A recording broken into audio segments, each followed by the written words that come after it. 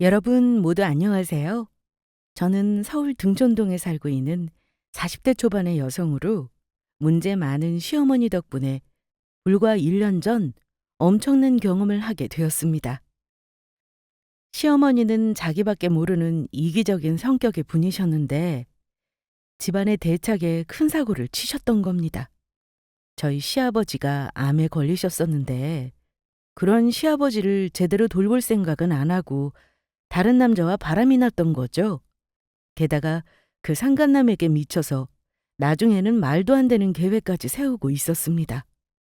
결국 그러다가 모든 것이 들통이 나 시아버지에게 이혼까지 당하며 시어머니 인생이 폭삭 망하고 말았지만요. 그래서 그때 제가 겪었던 그 어처구니 없는 일에 대해 말씀드리고 싶어 이렇게 사연을 보내게 되었습니다. 저는 남편과 연애 결혼을 한 케이스였습니다. 처음 만났을 때부터 서로 잘 맞았고 또 성향이나 가치관도 비슷해 결혼 생활을 하면서도 큰 어려움이 없었고요. 게다가 시아버지도 저를 많이 예뻐해 주셔서 시댁과의 관계도 그리 나쁘지 않았어요. 단 시댁에 유일하게 걸리는 것이 있다면 바로 철딱선이 없는 시어머니였습니다. 시어머니는 정말 유별나실 정도로 자기 생각밖에 안 하는 이기적인 분이신데다 어린아이처럼 철이 없으셨거든요. 그나마 다행이라면 시아버지께서 시어머니가 저에게 터무니없는 요구나 시집살이를 시키려고 할 때마다 옆에서 잘 막아주고 계셨고 남편도 제 편이어서 무탈하게 결혼 생활을 유지할 수 있었던 것입니다. 유별난 시어머니의 행동에 남편도 저에게 많이 미안해 했으니까요. 저는 남편과 자식 하나를 낳아 10살 된 아들을 키우고 있었는데 시아버지께서 손자가 보고 싶다는 말에 시댁에 놀라 갔던 날이었습니다. 그런데 밥을 먹는 와중에 시어머니께서 뜬금없이 이상한 말씀을 해오시더라고요.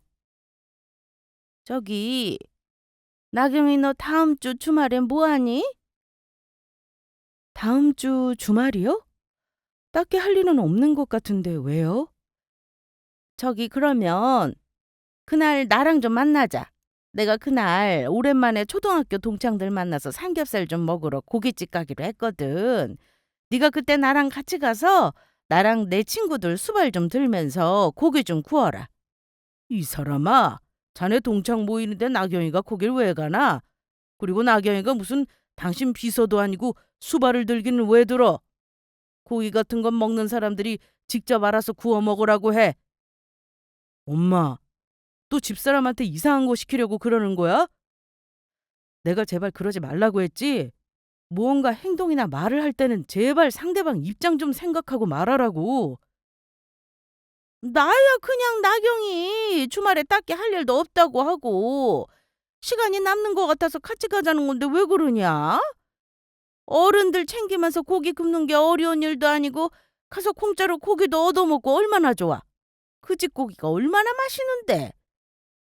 엄마 친구들 모이는 데면 전부 어른들일 텐데 집사람이 눈치 보느라고 거기서 먹는 고기가 제대로 입으로 들어갈 것 같아? 고기를 먹기는커녕 엄마가 이것저것 부려 먹으려고 해서 잔뜩 일이나 하다가 오겠지. 우리 동네도 맛있는 고깃집 많고 요즘 누가 고기 못 먹는다고 거기까지 가서 고기를 먹어.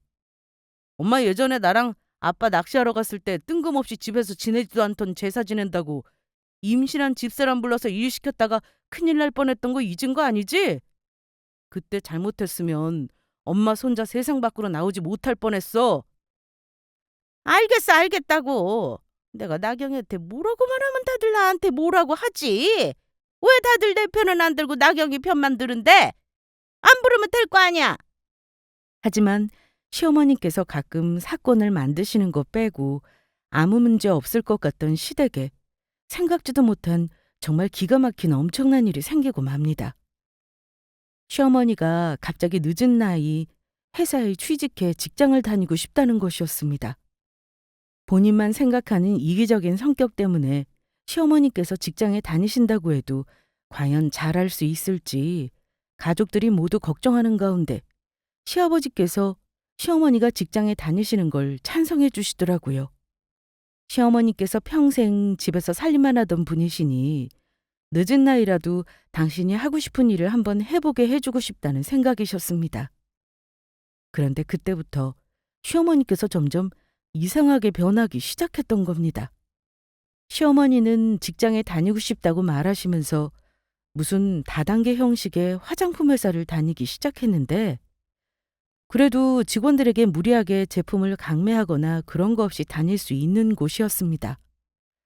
본인이 영업한 만큼 월급을 받아가는 프리랜서 형식의 직장이라 시아버지도 크게 걱정을 하지 않았던 것 같습니다.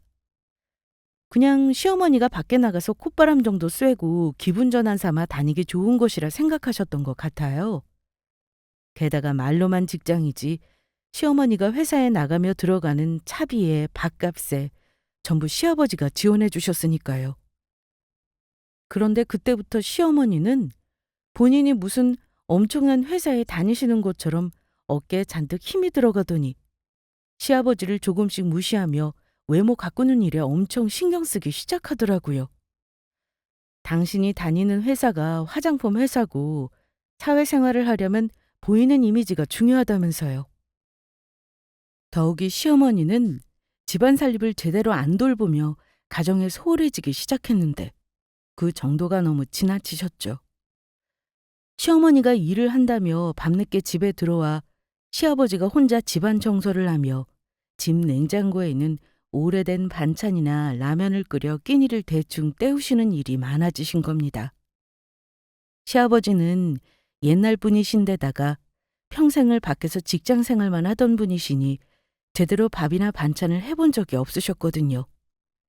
나중에는 안 되겠는지 저에게 전화해 찌개나 반찬을 어떻게 하는지 물어오시더라고요. 그래서 제가 시간 날 때마다 시아버지 드시라고 남편을 통해 반찬을 내서 보내드리게 되었습니다. 그래서 저와 남편이 볼 때도 시어머니가 시아버지에게 하는 행동이 너무 지나치시다는 생각에 집에 시아버지가 계시니 일을 해도 집안에 조금은 신경을 쓰시라 언제 기회를 봐 말씀드리려고 했습니다. 그런데 시어머니가 가정에 소홀했던 이유가 아주 뜻밖의 계기로 밝혀지게 됩니다. 제가 그날은 오랜만에 친구들을 만나 밥을 먹고 헤어지는 길이었는데 길거리에서 시어머니가 어떤 나이 많은 남자와 다정하게 팔짱을 끼고 걸어가는 것을 우연히 목격하게 된 것입니다. 그것도 나름대로 꾸민다고 꾸민 것 같았는데 정신만 사납지 빨간색 정장을 위아래로 갖춰 입은 아주 촌스러운 영감님이었어요. 시어머니는 그동안 회사에 다닌다는 핑계로 시아버지 몰래 다른 남자와 바람을 피우고 있었던 겁니다. 그래서 전 너무 놀라 그 자리에서 손에 들고 있던 가방을 떨어뜨릴 뻔했죠. 그리고 정신을 차려보니 저도 모르게 시어머니를 몰래 미행하고 있더라고요. 그러자 두 사람이 들어간 곳은 아주 오래되어 보이는 어르신들이 자주 갈 법한 다방이었습니다. 저는 다방에 들어가 시어머니가 안 보이는 곳에 앉게 되었는데 시어머니와 바람난 상간남이 나누는 대화는 아주 가관이었습니다. 우리 경자 뭐가 먹고 싶으려나? 오빠가 얼마든지 사줄 테니까 먹고 싶은 거 있으면 다 시켜. 나는 이래서 오빠가 정말 좋더라. 내가 원하는 건 뭐든지 다 해주고 아주 화끈하단 말이야. 집에 가면 매일 나한테 잔소리만 해대는 남편밖에 없는데 오빠가 내 서방이었으면 좋겠다. 그러면 말로만이라도 이 오빠가 지금 잠깐 우리 경자 서방님 해줄까? 어디 한번 오빠한테 서방님이라고 불러봐. 하라면 내가 못할 줄 알고.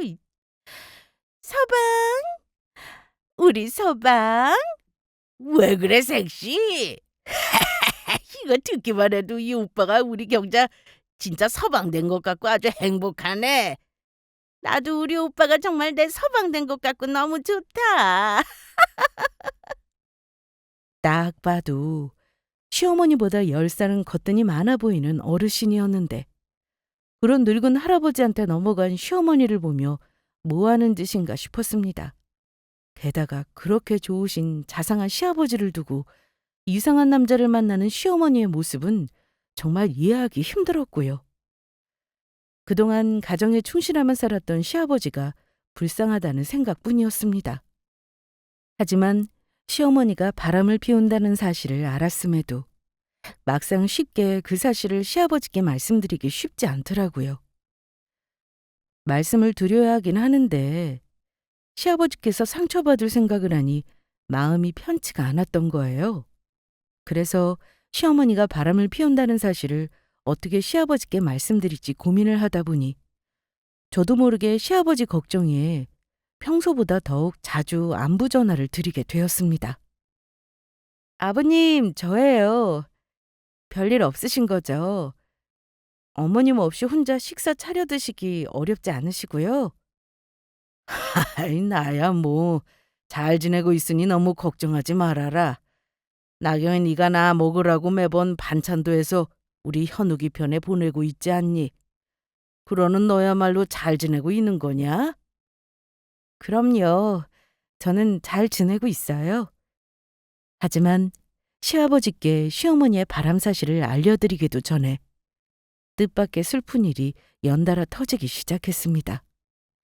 저희 아버지가 갑자기 혈변을 보셔서 병원에 가게 되었는데 대장암 1기라는 것이었어요.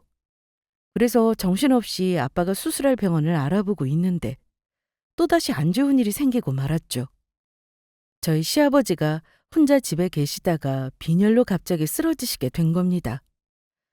그날은 주말이었고 계속 시어머니가 집에 안 계시니 남편이 시아버지가 잘 계시는지 보러 가게 되었는데 그때 남편이 쓰러진 시아버지를 발견하게 되었고 급하게 병원에 가 검사를 받아보니 위암이라는 이야기였죠.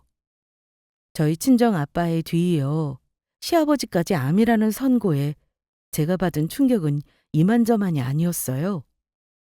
남편도 그 사실에 많이 힘들어했고요.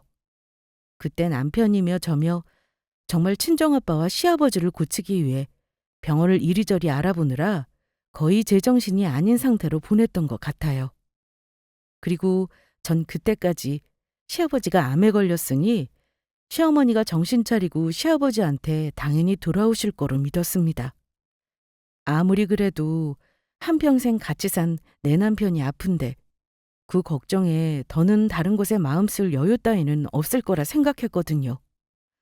그래서 시어머니가 뒤늦게라도 자신의 잘못을 뉘우치고 아픈 시아버지를 잘 돌본다면 시어머니의 바람은 영원히 저 혼자 땅속에 들어갈 때까지 비밀로 묻고 가자는 생각이었어요. 그런데 시어머니는 제가 생각한 것보다 더 자기밖에 모르는 이기적인 사람이었습니다. 시어머니는 저에게 큰 실망을 안겨주고 말았죠. 시어머니는 시아버지가 암에 걸렸다고 하는데도 일말에 걱정하는 모습도 보이지 않은 채 슬퍼하기는커녕 아무렇지 않아 보였던 겁니다. 그리고 더욱 황당했던 건 시아버지가 암이라고 선고받은 후에 시어머니의 행동이었어요. 아무리 다른 남자랑 바람이나 눈이 뒤집혀도 그렇지 어떻게 그럴 수가 있나 싶어요. 전 정말 크게 분노하고 말았죠.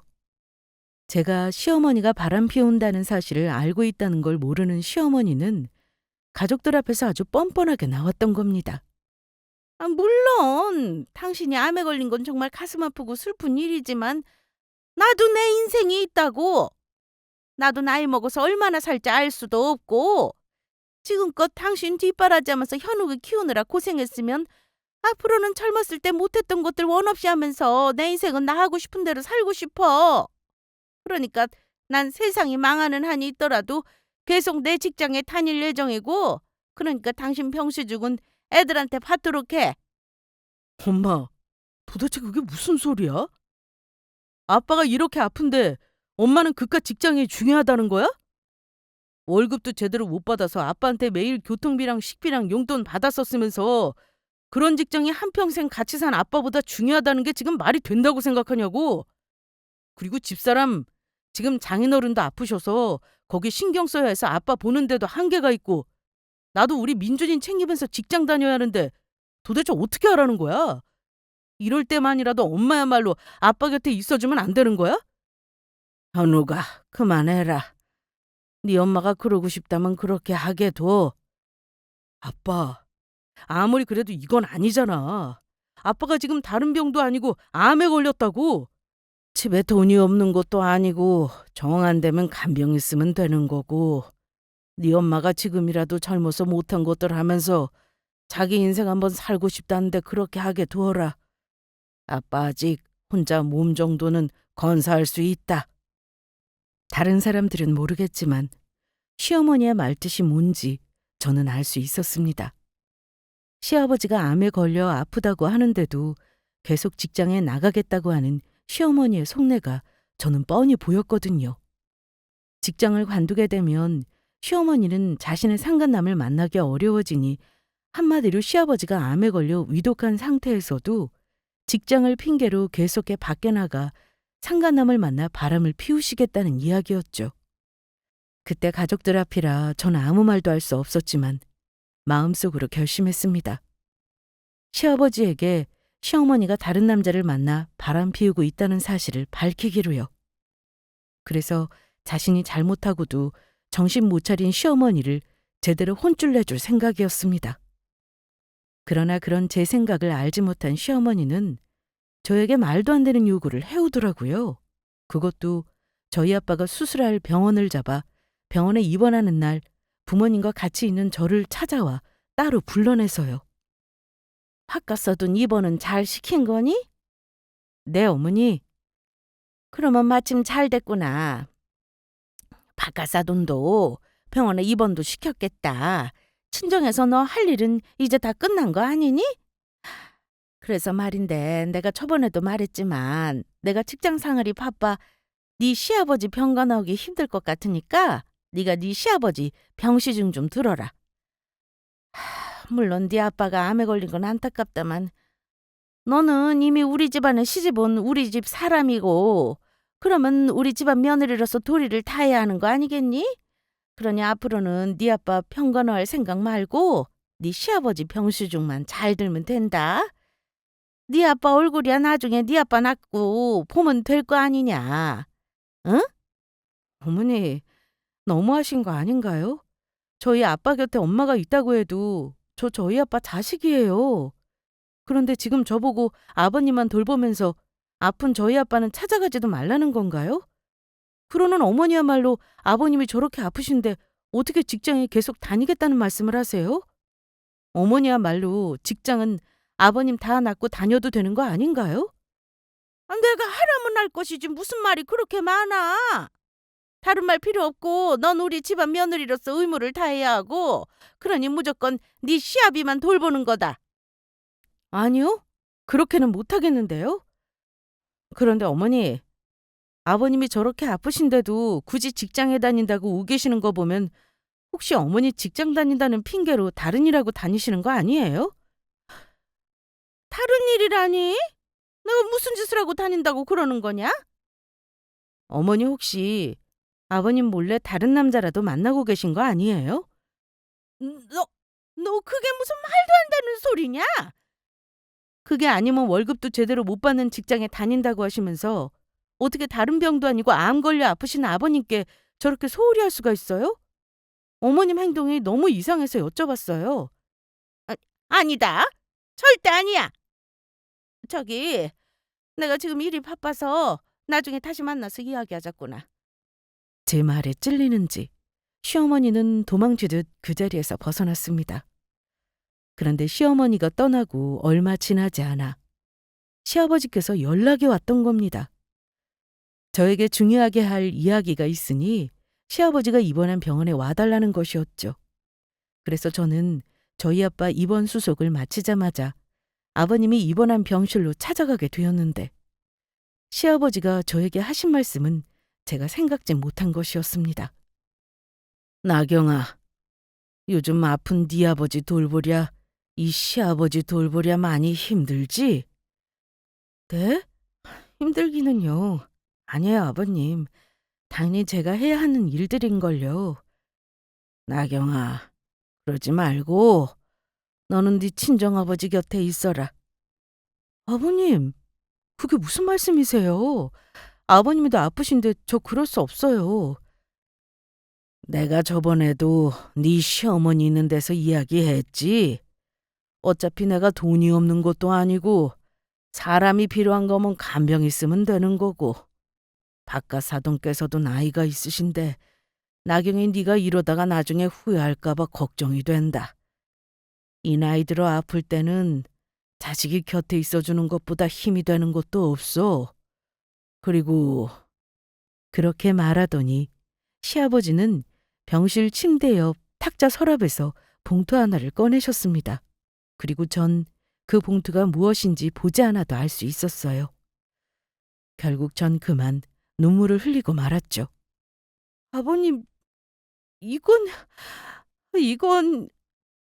얼마 안 되지만 현옥이한테 뽑아오라고 해서 좀 넣었다. 네가 우리 집에 시집와서 이 까다로운 시아버지 비유 맞추느라 철없는 시어머니는 신경 쓰느라 얼마나 고생이 많았어. 그래서 바깥사돈께 귀한 딸 우리처럼 부족한 집에 며느리로 줘서 고맙다고 말씀드리고 싶어 드리는 것이니 네 친정아버지 병원비에 보탰으면 좋겠구나. 아버님, 저 이 돈 못 받아요. 아버님도 아프신데 제가 이 돈을 어떻게 받아요? 게다가 봉투만 봐도 한두 푼이 아닌 게 보이는걸요. 아니야, 받아도 돼. 암이란 병이 어디 한두 푼 드는 병이냐. 나경이 그동안 우리 집으로 시집와서 살면서 고생하느라 수고 많았다. 정말 고맙다.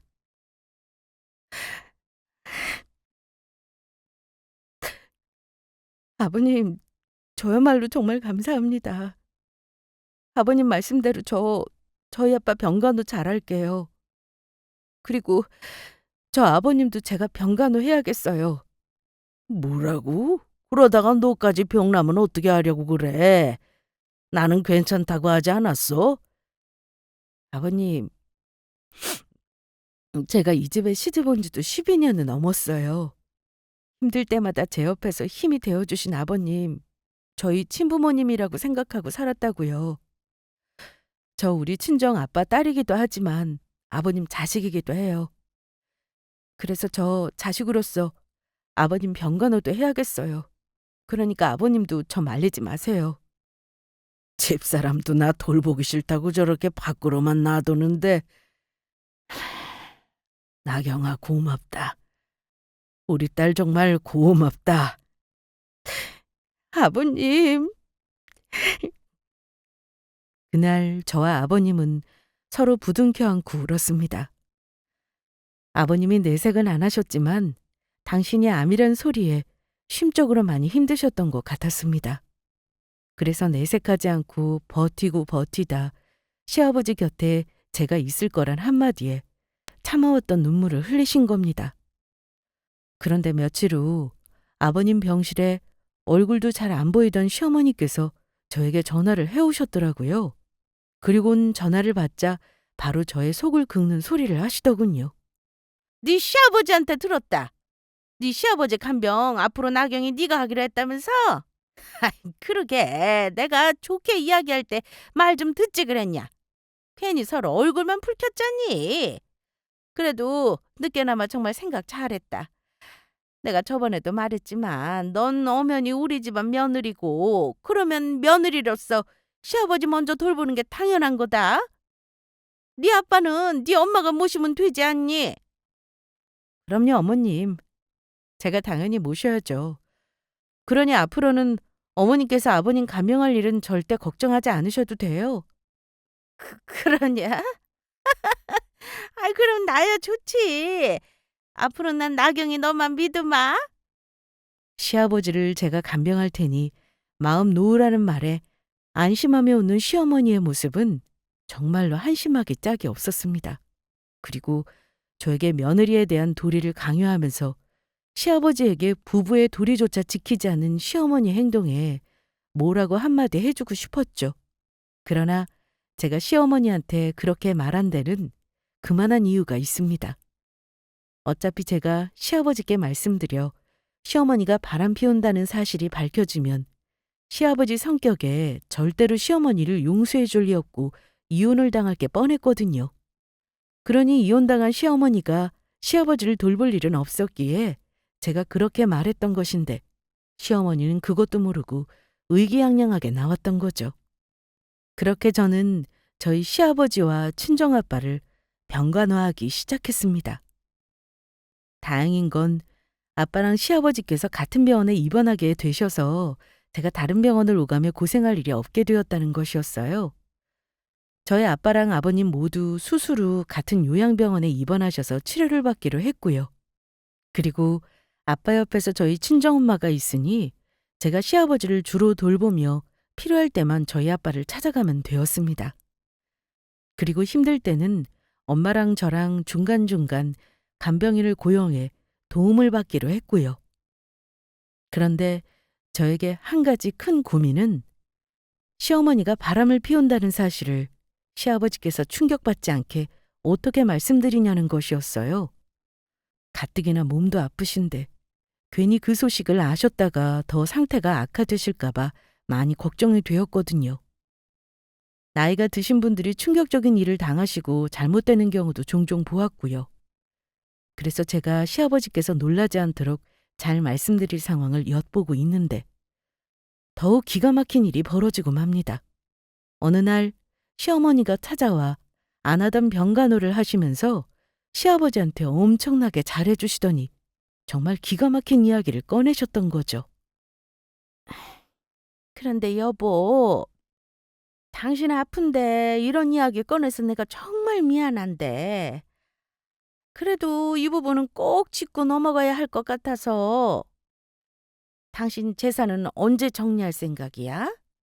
암이란 병이 언제 한순간 잘못될 수도 있는 건데 살게 될 때 살게 되더라도 당신 재산은 미리미리 정리를 해놔야 하지 않겠어? 당연히 당신 재산 전부 나한테 증여해 줄 거지? 애들이 아직 젊고 지들이 알아서 일해서 먹고 살면 되는 거고 당신이 떠나면서 재산도 안 물려주고 가면 나는 이 나이 뭐 먹고 살아? 당신 떠나고 없으면은 내가 돈이라도 있어야 할 거 아니야. 내가 한평생 당신 뒷바라지하면서 고생한 거 잊으면 안 된다고. 그러더니 시어머니는 갑자기 아직 멀쩡히 살아계신 시아버지를 붙잡고 곧 죽을 사람을 앞에 둔 것처럼 울고불고 난리를 치기 시작했습니다. 아직 수술도 들어가기 전인 시아버지의 죽음이 확정되기라도 한 것처럼 말씀을 하시더라고요. 시아버지가 꼭 죽기를 바라는 것처럼요. 여보, 그러니까 죽으려거든 당신 재산 나 전부 주고 가야 해. 애들이 당신 죽고 나 괄시하면서 구박하면 어떡해? 내가 돈이라도 있어야 할 거 아니야? 이 사람 좀 진정하라고. 현욱이랑 며느리가 당신을 구박하긴 왜 구박해? 그리고 나 아직 안 죽었어. 살아있다고.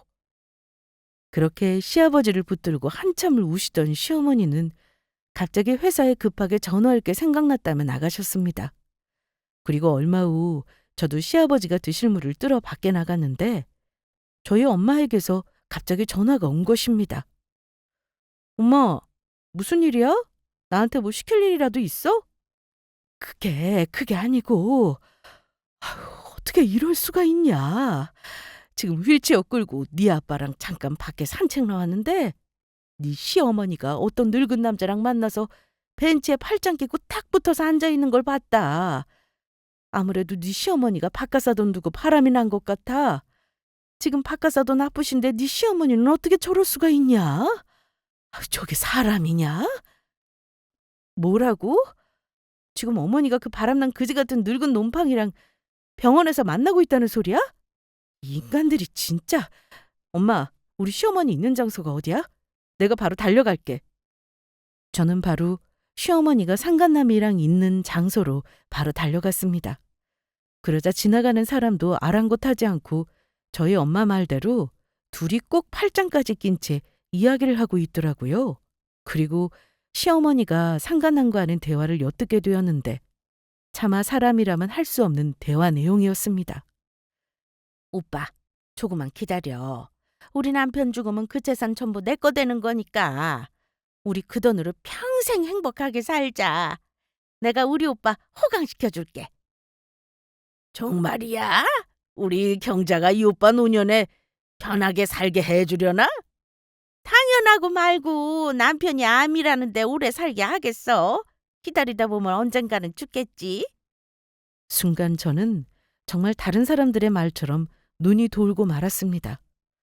어차피 시아버지 재산은 시부모님 두 분 재산이라는 생각에 바라지도 않았지만 시어머니가 시아버지한테 재산을 미리 정리하라며 전부 자기에게 물려달라고 했던 이유가 있었던 겁니다.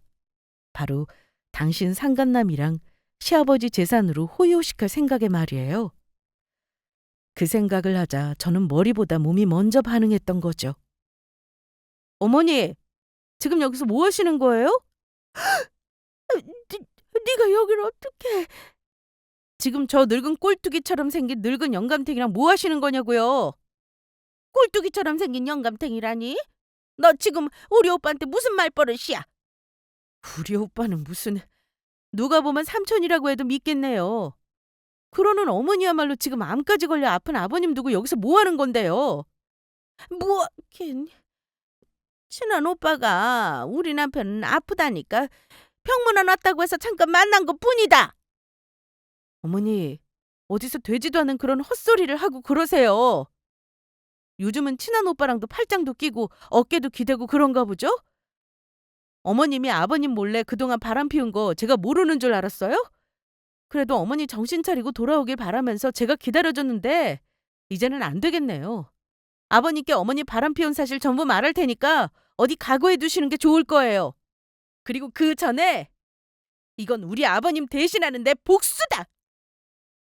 저는 바로 시어머니랑 상간남 머리채를 잡아버렸습니다.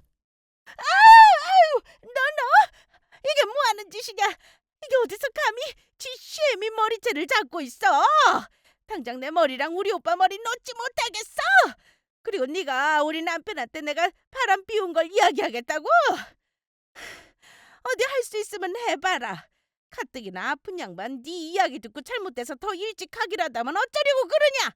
우리 남편 일찍 죽으면 그건 전부 네 탓이다. 아무리 시어머니라도 잘못을 했으면 혼이 나야죠. 그리고 아버님이 잘못되면 그게 왜 제 탓이에요? 늙은 꼴뚜기 놈팡이한테 정신 나가 바람 피운 어머니 잘못이죠. 그러면 어디 지금이라도 당장 올라가서 네 시아버지한테 내가 바람 났다고 이야기를 해보단지. 네 시아버지 잘못될까봐 겁나서 못하겠지? 그러면 넌 그냥 눈 감고 가만히 있어. 난 누가 말려도 우리 오빠 계속 만날 거고 절대 헤어질 생각 없으니까. 사랑이 죄는 아니지 않니? 죄가 아니긴 뭐가 아니에요. 그동안 한평생 살았던 아버님 가슴에 대못 박으면서 바람 피우고 있는데 어머니가 뭐라고 그러든 아버님께 대역 죄인이라고요. 그렇게 시어머니며 상간남이며 저와 한참 실랑이를 하게 되었고 나중에는 안 되겠는지 시어머니며 상간남이며 저한테서 도망쳤습니다. 시어머니는 상간남이랑 주랭랑을 치면서도 시아버지한테 자기가 바람 피운 사실을 알리면 가만히 안 두겠다고 울음장을 놓더라고요. 하지만 이번에도 저도 가만히 있을 순 없었습니다. 아무래도 더 늦기 전에 진짜 시아버지께 시어머니가 바람 피운다는 사실을 알려드려야 할 것 같았어요. 그래서 시아버지의 눈치를 보다 조심스레 말을 꺼내게 되었죠. 아버님, 사실 제가 정말 중요하게 드릴 말씀이 있는데 가뜩이나 아버님 아프신데 그 말씀 드리면 충격받고 몸이 더 안 좋아지실까 봐 그동안 말씀 못 드렸거든요. 그런데 아무래도 이제는 말씀을 드려야 할 것 같아서요. 왜? 무슨 일이냐? 혹시 내 간병하는데 힘들어서 그래? 그런 거면 언제든지 말하거라. 나도 나경이 너한테 부담 주기 싫으니. 아니요, 힘들기는요. 그게 아니고 어머님에 대한 건데 아버님 지금부터 제가 하는 말씀 너무 놀라지 말고 들으세요. 그리고 저는 언제나 아버님 편이라는 거 잊지 마시고요. 그렇게 저는 시어머니가 시아버지 몰래 바람을 피우고 있다는 사실을 전부 말씀드리게 되었습니다. 그러자 시아버지의 분노는 이루 말할 수 없었죠. 이 기어편 내가 안 그래도 요즘 이상해서 내가 의심하고 있었지만 정말로 이럴 줄은 몰랐구나. 아무리 남자의 눈이 뒤집혀도 그렇지 자기 남편이 암에 걸려 어떻게 될지 모르는 와중에 어떻게 그럴 수가 있냐? 내가 얼른 죽길 바라면서 그 잘난 놈이랑 내 재산으로 잘 먹고 잘 살 생각을 하고 있었으니. 아버님 죄송해요. 제가 더 일찍 말씀드렸어야 했는데 처음에는 아버님 상처받으실까 봐 말씀드리지 못했는데 나중에는 아버님이 아프시니 혹시 건강이라도 안 좋아지실까 봐 걱정돼서 이야기를 해드릴 수가 없었어요. 아니다. 나라도 그랬을 거다. 나야말로 이런 일로 나경이 너한테 걱정을 하게 한 것 같아 정말 미안하구나. 내가 면목이 없어. 아니에요, 아버님. 아버님 잘못도 아닌데 왜 그런 말씀을 하세요? 그런데 나경아, 아무래도 네 시어머니랑 나랑은 더는 못 살 것 같다. 아픈 날 두고 바람 피운 것도 그렇지만 내가 죽으면 남은 내 재산 가지고 바람난 놈이랑 살 생각하는 네 시어머니랑 내가 어떻게 살겠냐? 그래서 하는 말인데 나경이 네가 날 좀 도와줄 수 있겠냐? 그럼요, 아버님. 말씀만 하세요. 그래서 시아버지는 시어머니 몰래 시어머니와 이혼할 준비를 합니다. 혹시나 시어머니가 알면 시아버지 몰래 바람을 피웠다는 증거를 없앨 수도 있으니까요. 그래서 저는 아픈 시아버지를 대신해 시어머니가 바람 피운다는 증거를 찾기 시작했죠. 시아버지 병시중은 잠시 간병인 분에게 맡겨놓고요. 그러던 와중 시어머니는 꼬리가 길면 잡힌다고 실수로 상간남에게 보낼 문자를 시아버지한테 보내기까지 하더라고요. 그래놓고 본인이 문자를 잘못 보냈다는 사실조차 알지 못했습니다. 보고 싶은 오빠 보세요. 경자가 오늘도 오빠 생각하면서 잠들기 전 이렇게 문자를 보내요. 오빠 조금만 기다리세요. 우리 남편 잘 꼬드겨서 자식들한테 이런 한 푼 안 주고 남편 재산 전부 제가 뜯어낼 테니까. 그러면 그때 우리 둘만 보고 행복하게 살아요. 경자가 오빠를 생각하며. 시어머니가 시아버지한테 보낸 문자 증거에 시아버지 이름으로 개통한 시어머니 핸드폰에 상간남과의 전화통화한 기록이며 가끔 집에 있던 시아버지 차로 끌고 나가 상간남과 만난 블랙박스 영상까지 증거자료까지 전부 모을 수 있었어요. 그리고 시아버지는 수술을 하게 되셨고 다행히 무사히 회복하실 수 있었습니다. 그리고 시아버지께서 기운을 어느 정도 차렸을 때 모든 준비를 끝낸 시아버지는 저의 도움으로 그동안 계획했던 것을 실행에 옮기기로 합니다. 바로 시어머니와의 이혼 말이에요. 남편도 이미 제가 말해 시아버지께서 시어머니가 이혼할 생각이라는 걸 알고 있었고요. 저한테 시아버지와 시어머니에 대한 상황을 전부 듣더니 남편도 시아버지가 시어머니와 이혼을 하길 바라더라고요. 아무리 자기 엄마지만 도무지 용서가 안 되었던 거죠. 그래서 시아버지는 저와 남편이 보는 앞에서 핸드폰 스피커폰으로 시어머니에게 연락을 하게 되었습니다. 그러자 시어머니는 아무 의심 없이 시아버지 전화를 받았어요. 여보, 지금 어디야? 아무래도 내가 당신 말대로 살아있을 때 내 재산을 전부 정리해야 할 것 같아서 빨리 와줬으면 좋겠는데. 당신 그게 정말이야? 여보, 정말 잘 생각했어.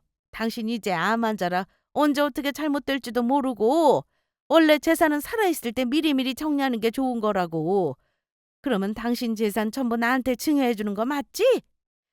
조금만 기다려. 내가 얼른 갈게. 시어머니는 시아버지와 전화를 끊은 후 정말 1시간도 되지 않아 바로 병원으로 달려왔습니다.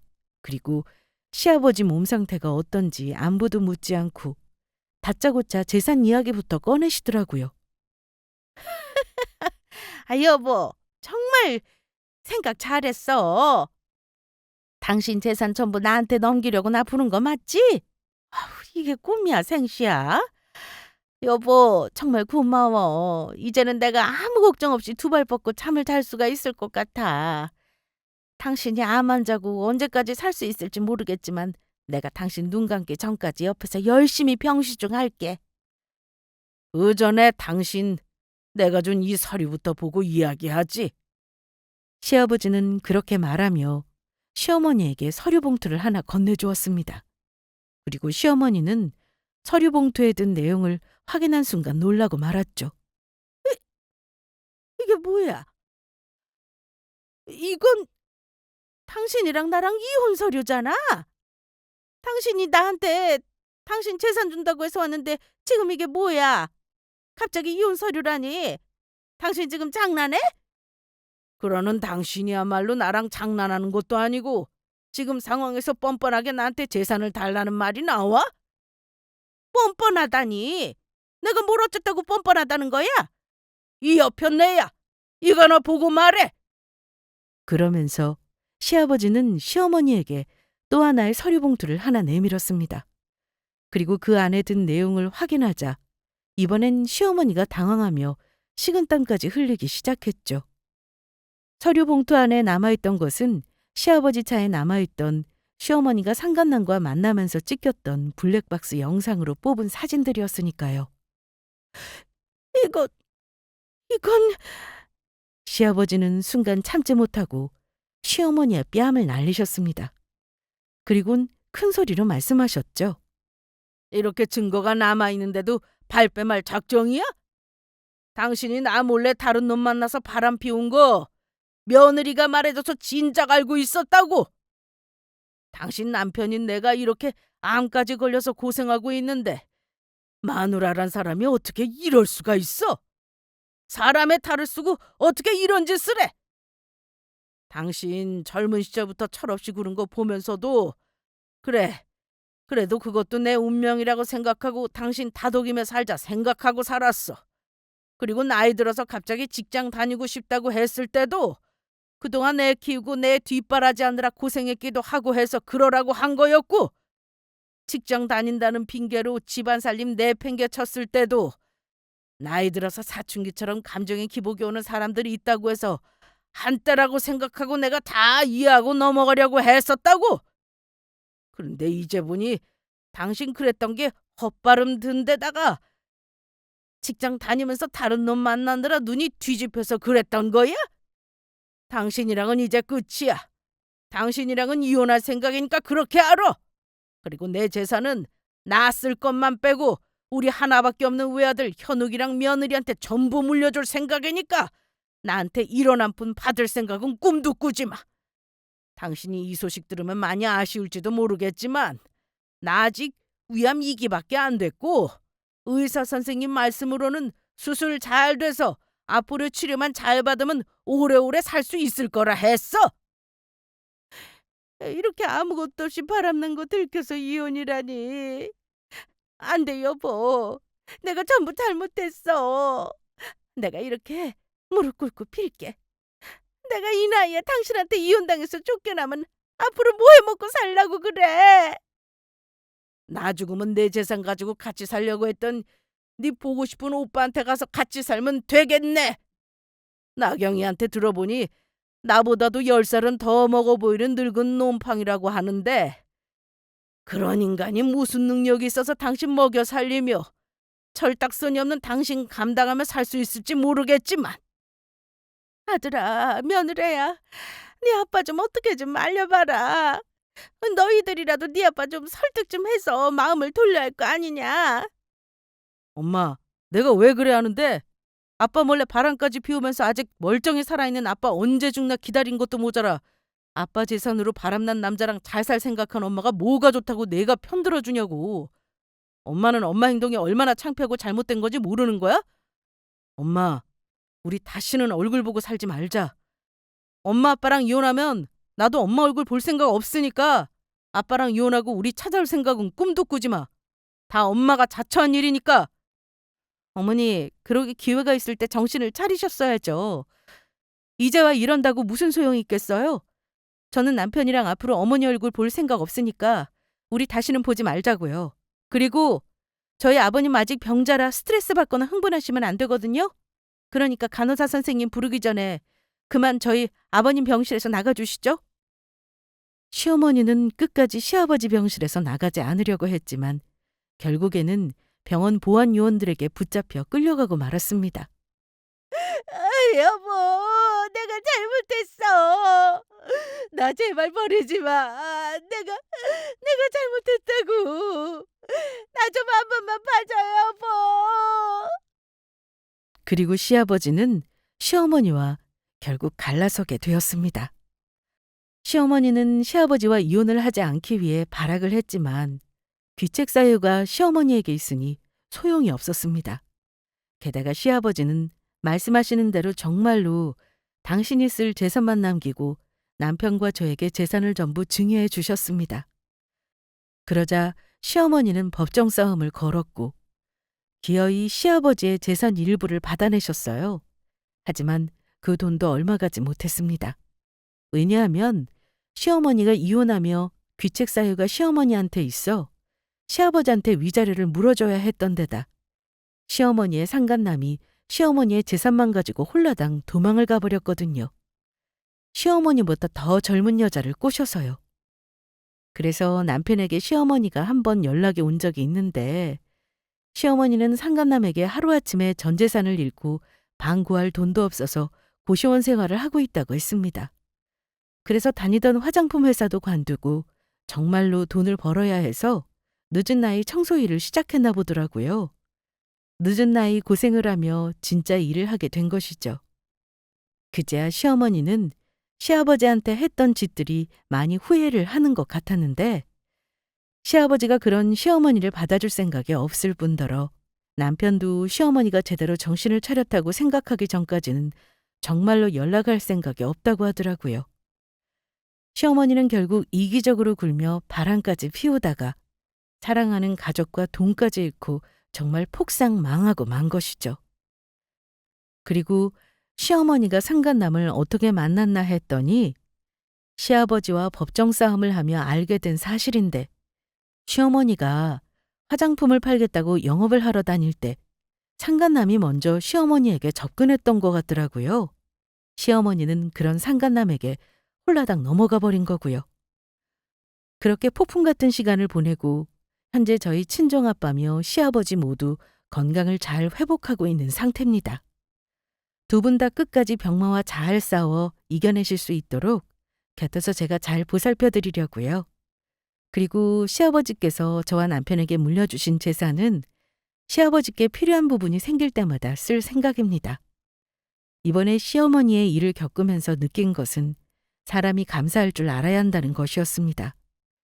가장 내 가까이 있다 보니 가족이란 소중함에 대해 놓칠 때가 있는데 그 소중함을 잊는 순간 어떻게 되는지 저희 시어머니가 잘 보여주셨으니까요. 우리 모두 가족에 대한 소중함을 잊지 말고 살아가자고요. 모두 가족들과 함께 늘 화목하시고 건강하길 바라겠습니다. 감사합니다.